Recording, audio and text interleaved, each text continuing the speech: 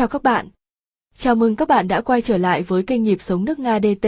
Chúc các bạn một ngày vui vẻ đầy nhiệt huyết. Các bạn thân mến, trong chủ đề hôm nay chúng ta cùng đến thăm Viện Bảo tàng Bức tranh tròn ở thủ đô Moscow, Liên bang Nga. Tại sao lại gọi là bức tranh tròn? Và nó có ý nghĩa thế nào? Mà hầu như mọi du khách đều ghé thăm. Chúng ta cùng xem trong video nhé. Tại thủ đô Moscow, trên đại lộ Kutuzovsky Brzhazh, có hai viện bảo tàng lớn dành cho hai cuộc chiến tranh vệ quốc của nước Nga, đó là Bảo tàng Chiến tranh vệ quốc vĩ đại 1941 đến 1945, nằm trên đồi Poklonnaya bên trong công viên Chiến thắng, và Viện Bảo tàng Toàn cảnh trận Borodino, mà người Việt quen gọi là Bảo tàng Bức tranh tròn. Đây là viện bảo tàng có bức tranh toàn cảnh mô tả trận chiến Borodino. Đây là trận đánh lớn nhất trong chiến tranh vệ quốc với pháp tức quân đội của Napoleon, được tôn sùng ở Nga như một chiến công hiển hách của quân dân Nga. Vào ngày 7 tháng 9 năm 1812, không xa Moscow, nơi gần làng Borodino, quân đội Nga dưới sự chỉ huy của thống chế Mikhail Kutuzov và đội quân của Hoàng đế Pháp Napoleon I đã giao chiến với nhau. Các bên đều bị tổn thất nặng nề, nhưng vẫn không phân thắng bại. Mặc dù Napoleon đã chiếm lĩnh được cánh đồng Borodino sau trận chiến, và quân Nga đã phải rút lui về Moscow. Napoleon muốn tiêu diệt quân đội Nga ngay từ đầu cuộc chiến, nhưng ông đã không thành công. Cuối cùng Napoleon cũng chiếm được Moscow, tuy nhiên, nhiều trở ngại lớn mà quân Pháp phải đối mặt đó là thời tiết năm đó rất khắc nghiệt, lạnh giá và bão tuyết đã làm suy yếu sức khỏe và tinh thần của quân đội Pháp. Bên cạnh đó nguồn cung cấp lương thực đang cạn kiệt, nông dân địa phương từ chối cung cấp cho quân đội của Napoleon, lương thực bị phá hủy, mùa màng không được thu hoạch.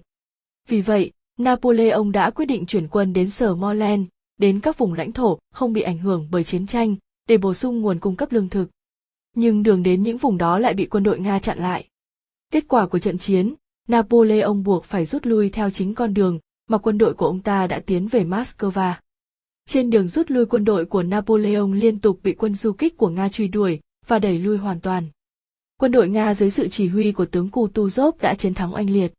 Đây cũng là điểm rất đặc biệt trong lịch sử Nga, đó là quân đội Nga đã chiến thắng Napoleon năm 1812 và đẩy lui quân phát xít Đức năm 1942, cũng chính tại một địa điểm này. Chuẩn bị kỷ niệm 100 năm cuộc chiến năm 1812, triều đình Nga đã đặt hàng một bức tranh lớn mô tả về chiến thắng năm 1812. Họa sĩ tài ba Franz Hubert đã được mời tham gia dự án này. Chúng ta hãy cùng tìm hiểu một chút về người họa sĩ này. Franz Hubert sinh năm 1856. Cha của ông là một doanh nhân người Pháp sống trên lãnh thổ của đế quốc Nga. Franz Hubert đã tốt nghiệp trường vẽ Odessa và sau đó được đào tạo nghệ thuật tại Học viện Mỹ thuật Nga.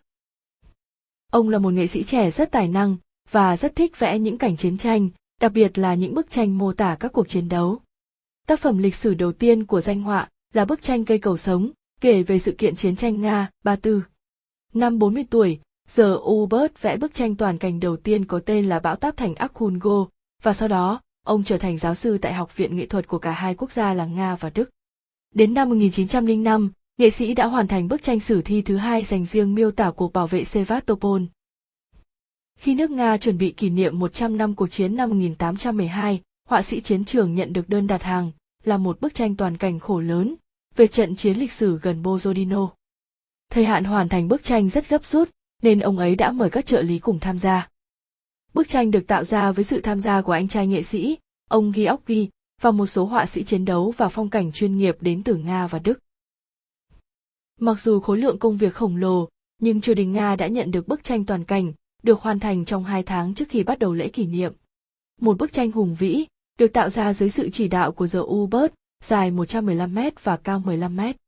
Bức tranh mô tả chi tiết trận chiến hoành tráng gần làng Borodino, được tạo ra ở Munich của Đức.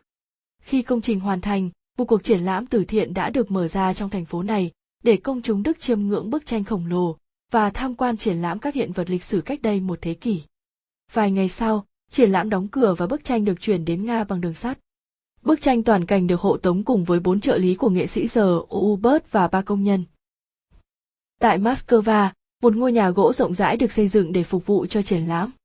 Trong 1 tháng đã kết thúc phần thi công, và các áp phích được dán khắp nơi trong thành phố để quảng cáo cho cuộc triển lãm này. Vào cuối mùa hè năm 1912, lễ khai mạc hoành tráng đã diễn ra với sự chứng kiến của các quý tộc và hoàng gia ở Moscow. Quy mô hoành tráng của triển lãm đã gây kinh ngạc cho trí tưởng tượng của tất cả những ai đến xem. Ấn tượng về bức tranh toàn cảnh mới này mạnh mẽ đến nỗi, không chỉ báo chí Nga, mà cả các báo chí nước ngoài cũng viết về nó. Báo chí từ các quốc gia khác nhau, nhiệt liệt chào đón bức tranh của The U-Boat và ca ngợi những tình cảm yêu nước mà nó đã khơi dậy trong công chúng. Năm 1914, khi chiến tranh với Đức bắt đầu, khu triển lãm bị đóng cửa. Điều này đã được thực hiện vì một số lý do. Họa sĩ Franz The U-Boat không còn được ủng hộ ở Nga, vì vào thời điểm đó ông đã vĩnh viễn sống ở Đức và có quốc tịch Đức. Ngoài ra, Pháp còn trở thành đồng minh của Nga trong cuộc chiến chống lại quân Đức.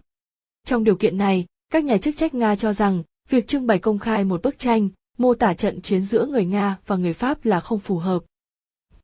Sau cuộc cách mạng tháng 10, tòa nhà và bức tranh được trưng dụng bởi trường kỹ thuật điện Moscow và không ai còn quan tâm đến một bức tranh hoành tráng đó nữa.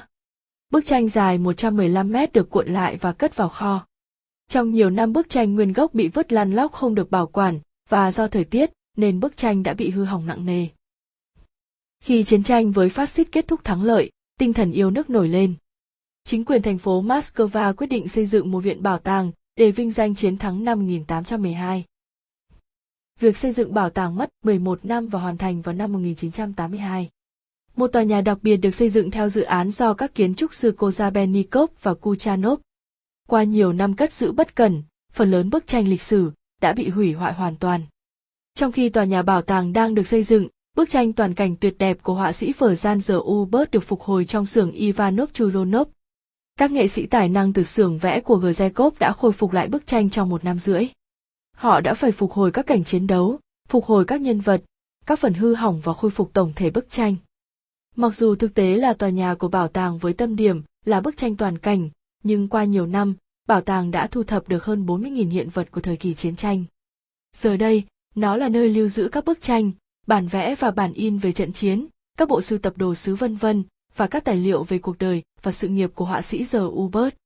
Các sảnh bảo tàng trưng bày hồi ký của những người tham gia chiến tranh, sách cũ, vũ khí xịn và cả quân phục của binh lính và sĩ quan của cả hai quân đội Nga và Pháp thời bấy giờ. Tại đây bạn cũng có thể thấy các vật dụng cá nhân của vị tướng lỗi lạc Kutuzov. Cuối cùng, chúng ta chuyển sang chi tiết hơn nội dung về bức tranh toàn cảnh của trận chiến Borodino. Toàn cảnh là một bức tranh dài 115 mét, cao 15 mét, ánh sáng trong phòng bảo tàng được tạo ra giống hiệu ứng của ánh sáng mặt trời. Vậy nên, bức tranh trở nên sống động làm cho chúng ta như chìm đắm vào trong khung cảnh của trận chiến đang diễn ra. Toàn cảnh được chia thành 4 khu vực cho thấy những gì đang xảy ra tại thời điểm đó trên cánh đồng Borodino. Tại mỗi khu vực của bức tranh toàn cảnh của trận chiến Borodino, luôn có một máy tính bảng tương tác thật cho biết những gì được hiển thị trên bức tranh. Bạn có thể nhấp vào từng vị trí và ngay lập tức phần mô tả của nó sẽ xuất hiện, ngoài ra còn có thể lắng nghe được âm thanh của trận chiến. Nó rất ngoạn mục, vì vậy một chuyến thăm đến bảo tàng này sẽ để lại một ấn tượng rất sống động khó quên. Càng ngày càng có nhiều người nước ngoài đến tham quan bảo tàng. Như vậy, bức tranh toàn cảnh đã trở thành một phần trong lộ trình các điểm tham quan của Moscow của khách du lịch trên khắp thế giới. Bảo tàng có lẽ nên thêm một bản dịch tiếng Anh vào phần mô tả của các cuộc triển lãm. Rất tiếc nó chỉ hiển thị phần lớn bằng tiếng Nga, chỉ có phần tiêu đề là được dịch ra tiếng Anh. Phía sau tòa nhà của bảo tàng toàn cảnh có một bảo tàng với tên gọi Túp lều Kutuzovskaya, nơi dành riêng cho hội đồng quân sự, diễn ra vào tháng 9 năm 1812. Bảo tàng là một ngôi nhà nhỏ, chính đây là ngôi nhà của người nông dân Mikhail Frolov, cách đây hơn 200 năm. Và là nơi mà vị tổng tư lệnh Kutuzov đã thông báo cho các tướng lĩnh về quyết định rời Moscow để tìm kế lâu dài chiến đấu với đội quân của Napoleon. Bảo tàng mở cửa vào các ngày trong tuần từ 10 giờ sáng đến 18 giờ tối. Vé vào cửa không bao gồm dịch vụ có giá 110 rúp, vé tham quan của hướng dẫn viên là 250 rúp. Nếu các bạn muốn chụp ảnh thêm 150 rúp. Các bạn thân mến, chúng tôi xin khép lại video tại đây. Cảm ơn các bạn đã đồng hành và theo dõi video. Xin các bạn hãy ấn like, ấn chuông, ấn đăng ký để ủng hộ chúng tôi và xem được những video mới nhất. Xin trân trọng cảm ơn.